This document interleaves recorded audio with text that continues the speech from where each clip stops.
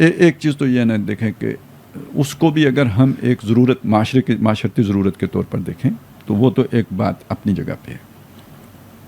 دیکھیں بعض اوقات ایسا ہو جاتا ہے مثلاً یہ کہ کوئی ایسا آدمی فوت ہو گیا, آپ کا عزیز ہے, قریبی ہے, کچھ اس طرح, اس کے بچوں کو اب دیکھ بھال کی ضرورت ہے. اچھا ان کی دیکھ بھال تو آپ کریں گے, اس کی بیوی کا کیا ہوگا؟ وہ دوسری شادی کرے گی تو یہ بچے پھر بھی رولیں گے, ان کو وہ ماں سے تو محروم ہو جائیں گے. اچھا وہ شادی نہیں کرے گی, بہرحال بہت بڑی قربانی ہے اگر وہ نہیں کرے گی, لیکن پھر کہیں نہ کہیں خرابی کا تو امکان رہے گا. تو اس میں ایک بیسٹ جو ہے نا سولوشن یہی بنتا ہے. اگر کسی کے ساتھ ایسی کوئی صورت پیش آ جاتی ہے تو ایک بات بالکل مختلف ہے, بالکل مختلف ہے. لیکن کوئی یہ سمجھے کہ یہ کوئی باعث تسکین عمل ہے, زیادہ جی یہ بھول ہے, یہ بہت جلدی روئے گا.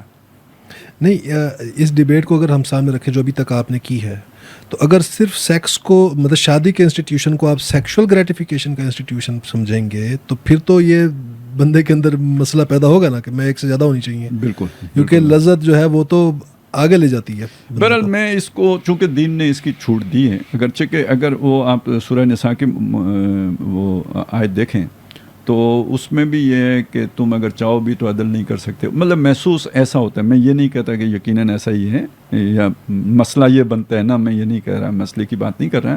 میں یہ کہہ رہا ہوں کہ وہاں کا جو انداز ہے نا وہ یعنی ایک کو ترجیح دے رہا ہے, یوں لگتا ہے. یعنی وہاں سے جو ایک آتے ہیں نا وائب جو آتی ہے نا, وہ ایک کو ترجیح دینے کی آتی ہے. اور ویسے تو دیکھیں نا ایک وقت وہ بھی تھا, پتہ نہیں 70 بھی ہوتی تھیں, 80 بھی ہوتی تھیں. پرانے جو ہم احوال پڑھتے ہیں نا بہت زیادہ شادیاں ہوتی تھیں. نبی صلی اللہ علیہ وسلم پہ آ کے حضور کی حد تک تو 11 کی حد تک وہ رہا نا معاملہ, اس سے اوپر تو نہیں گیا. بعد والوں کے لیے 4 کر دیا گیا. تو اسلام نے گریجولی نیچے لایا ہے. یہ آج ہمیں یہاں سے 4 بہت نظر آ رہا ہے. اگر آپ پورے سفر کو سامنے رکھیں تو 4 80 سے 11, 11 سے 4. جی ٹھیک ہے نا. اور ساتھ وہ اشارہ جو میں نے کر دیا وہ بھی. تو یہ جو اس کے بعد ایک طرح سے معاشرتی جو ارتقاء کہیں یا اب جبر کہیں جو بھی کہیں, لیکن چیزیں ایک کی طرف گئی ہیں. اب دوسری ویسے ہی کوئی ناممکنات میں سے کسی کی چیز بن گئی ہوئی ہے. اور ویسے تو چلیں دیکھیں نا, اب معاشرہ ہے, اس معاشرے کے اندر جو ہے نا اگر تو وہ اسلامی معاشرہ جیسے ابھی ہم نے جس کا نقشہ کھینچا ہے تو اس کی صورتحال مختلف ہوگی.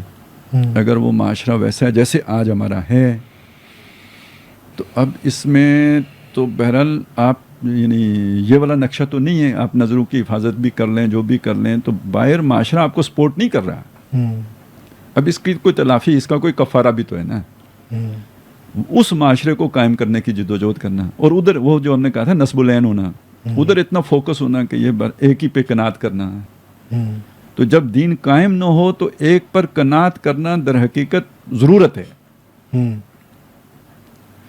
اب جیسے ڈاکٹر صاحب کہتے تھے نا پھیلنا پھولنا, یعنی جیسے کاروبار کو آپ نہیں پھیلا سکتے پھلا سکتے, یہ تو ادھر بھی اپنی خواہش کو آپ کو لمٹ کرنا ہوگا اور ایک کی حد تک محدود رکھنا ہوگا. جہاں دوسری نیڈز کی یا نیڈز کی جو ہے وہ قربانی ہے, وہاں یہ بھی ہے, یہ قربانی ٹھیک ہے نا. ویسے بھی مطلب اس کا ایک تو یہ بھی ہے یعنی جب آپ اتنے فوکس ہوں تو ایک وقت ہم پر ایسا گزرا کہ بھائی جس میں یہ خطرہ ہوتا تھا یار کہ یہ بندہ جو ہے نا یہ اتنا فوکسڈ ہے کہ ہو سکتا ہے یہ اس کے دل میں شادی کا خیال نہ آئے, تو ہم باقاعدہ اس کے اوپر جبر کر کے اسے شادی مطلب کی طرف آمادہ کرنے کی کوشش کرتے ہیں. ہمیں پتہ ہوتا ہے کہ بھائی یہ کل پرابلم بنے گی تو اس کو شادی کی ترغیب دینی چاہیے. تو یہ فوکس بندے کا تو یہ ہوتا ہے کہ وہ ایک کی طرف بھی آنے کے لیے تیار نہیں ہوتا. جیسے وہ ایک صحابی کا بھی واقعہ ہے, اس حالات میں تو دوسری کی طرف جانے کا مطلب یہ ہے کہ وہ اقامت دین کے کام پہ بندہ اتنا فوکس نہیں. ہاں جی, سیرت میں بھی ہمیں یہی نظر آتا ہے کہ تعدد ازواج والے جو ہے وہ بعد میں ہی جا کر آئی ہے. پتہ ہے مکہ کے بعد ہی یہ آپ کو, یا مدینہ ہجرت کے بعد نبی صلی اللہ علیہ وسلم کا اپنا معاملہ بھی